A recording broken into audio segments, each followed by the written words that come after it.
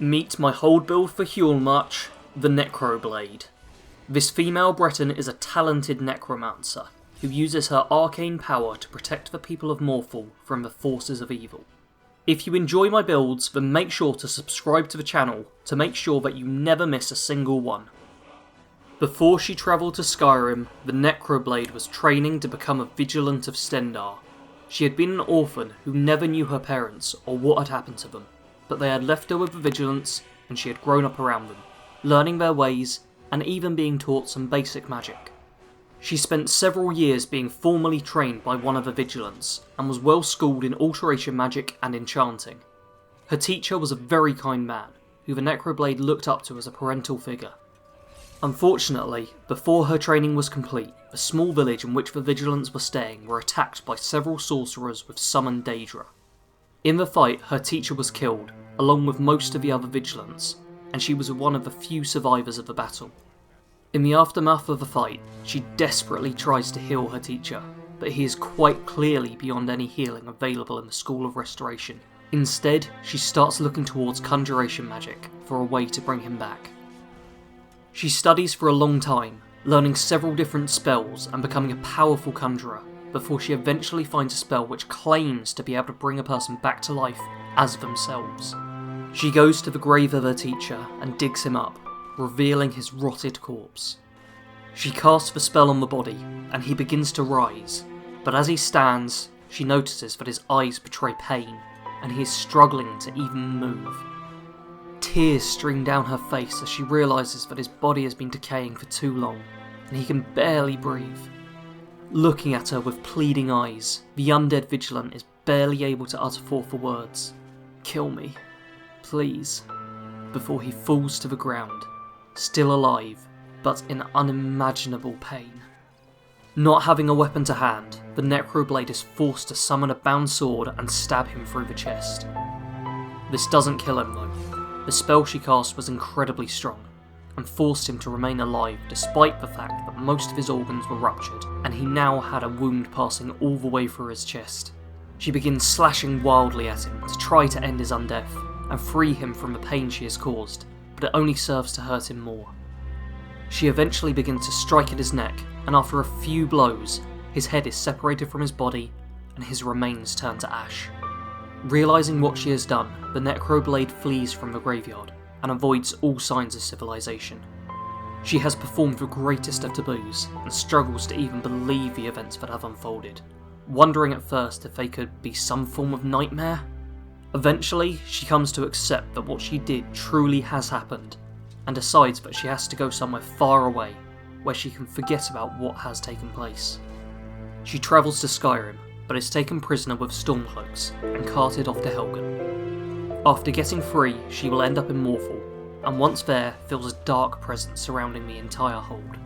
In an attempt to atone for her past sins, she decides to stay in Morthal, and uses her necromancy powers to defend its citizens, and try to destroy the forces of evil that threaten them.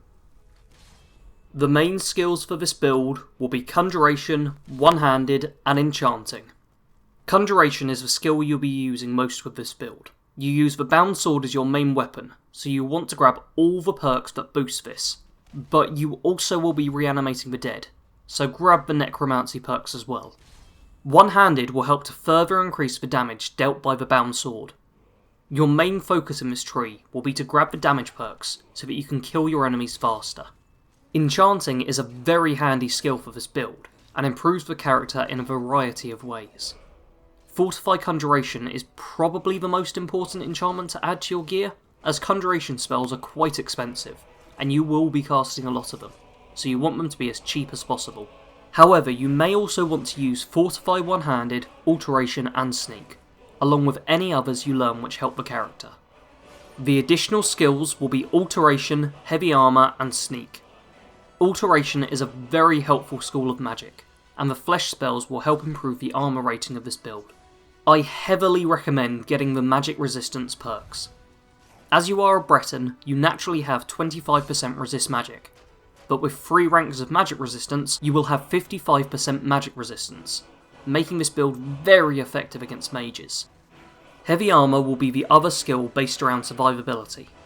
You don't wear armour all the time, but having a few perks in this tree and having the skill raised will help improve your armour rating in combat quite often. Finally, the sneak skill helps to give this character some more versatility. With this skill raised, you can take out unaware enemies without drawing attention to yourself, not only thinning the ranks, but also giving you corpses to reanimate and fight for you. When levelling up with this build, I advise putting 75% of your levels into Magicka and 25% into health. This gives the character plenty of Magicka to cast spells with, but also doesn't completely forgo survivability. The standing stone for this build will be the Ritual Stone. This stone will give you the power to raise all the dead around you once every 24 hours. This is great for raising an army of the undead, and it can even raise very powerful dead enemies such as giants to fight on your behalf. In addition to the power granted by the Ritual Stone, you also have access to Dragon Skin, the Breton racial ability. This grants you the ability to absorb 50% of the Magicka from enemy spells, and is a great ability for prolonged combat against mages. The weapon this build uses is the Bound Sword. This is a very powerful sword early on, and you can use it in one hand with a Raise Undead or Flesh spell in the other, or dual wield if you need to deal out lots of damage quickly. There are two different sets of apparel for this character. The first will be hooded black robes along with Falmor boots and gloves. You will want these all to be enchanted to boost their effectiveness, and as they are clothing, they won't boost your armour rating. But you will be more effective at sneaking whilst wearing them, so they are perfect for when you want to be stealthy. The other set will be a full suit of ebony armour. You may wish to get yourself the ebony mail, but I personally went against that, and instead enchanted my own armour to make it more effective for my purposes. This will be your main combat suit, as it provides you with greater durability and lets you take a few more hits. Although it is harder to sneak in this, you can use the Fortify Sneak enchantment if you don't want to switch between the two sets, but this does reduce the number of other enchantments you can have. In addition, you will obviously want a ring and a necklace in order to have more enchantments. Early on, wear an Amulet of Stendarr to tie into the backstory. This build has no specific faction affiliations. Instead, she simply seeks to protect Morthal from the forces of darkness, and will use her own powers to protect people. You may wish to join the Dawnguard, but I personally didn't. The Necroblade fears that her arcane powers will be feared by the members of the Dawnguard, and she doesn't want to potentially be targeted by them, so I decided to avoid them. However, you may join them if you feel that it is worth the risk. This character won't have any standard followers.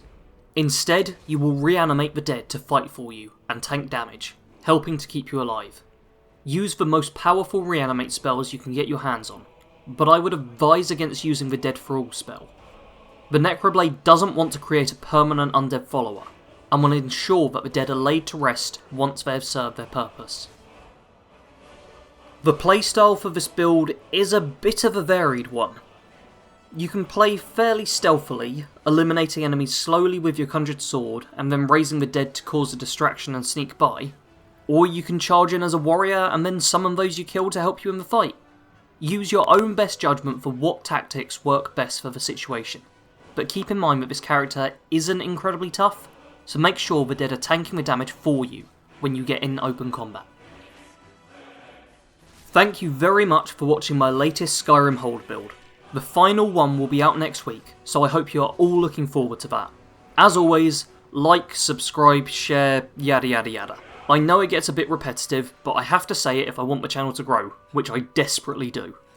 At the time of recording, the channel has broken 50,000 views, which is awesome, but we're still at under 500 subscribers, so please subscribe if you aren't already. It means a hell of a lot to me if you do.